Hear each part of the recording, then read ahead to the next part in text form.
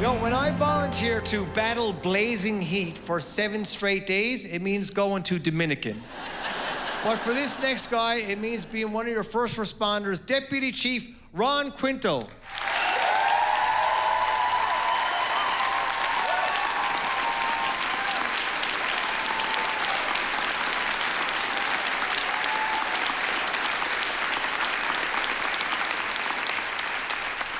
Ron, he's actually based at the fire hall up in Fort McKay, but they got the call to come down. Fort McKay had never been dispatched to Fort McMurray.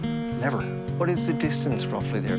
It's about 60 kilometers. The second the dispatch called, I knew it was bad. I mean, it was a collaborative effort on everybody's part. It was a massive team it took to fight the blaze. Ron told me that the fire was quickly nicknamed the Beast. We were completely blown away on day one because you couldn't get it in its way. The beast just continued to eat. But no matter what they did, Ron said that the fire just disregarded them and continued to eat everything in its sight. A little bit like my Uncle Carl at Thanksgiving. It almost had a mind of its own. It would choose what it would burn. But then it would just weave recklessly from neighborhood to neighborhood, causing all kinds of property damage. A lot like my Uncle Carl, actually, now that I think about it. It would roll through a neighborhood, and it would leave this house and that house, but it would burn everything else. The way it moved around, it was totally wild.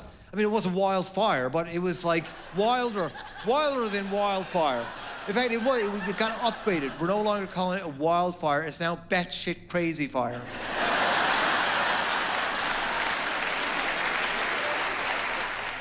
And the wind has changed, and all the elements are perfectly set for this thing to burn through downtown. And it was almost as if it was breathing, and it was just biding its time. And he said it was just burning there on the hill. It was just waiting for them. And then they were there, a huge team of men and women. It's almost like both sides are getting ready for some sort of final confrontation. It was like a war. It was like you're preparing yourself to battle this thing. And you know what happened then? The beast backed down. It took a lot of luck and a lot of prayer to get us through what we went through. Yeah. And some people say it's because the way the wind moved. Some people say because it just simply ran out of fuel. Maybe the big bastard finally thought it met its match. Ron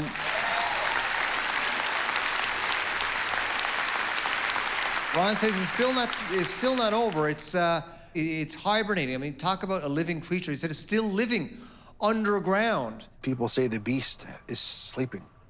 I think there was something funny about that, though, like the fact that this like 600,000 hectare wildfire doesn't want to deal with a Fort Mac winter, right?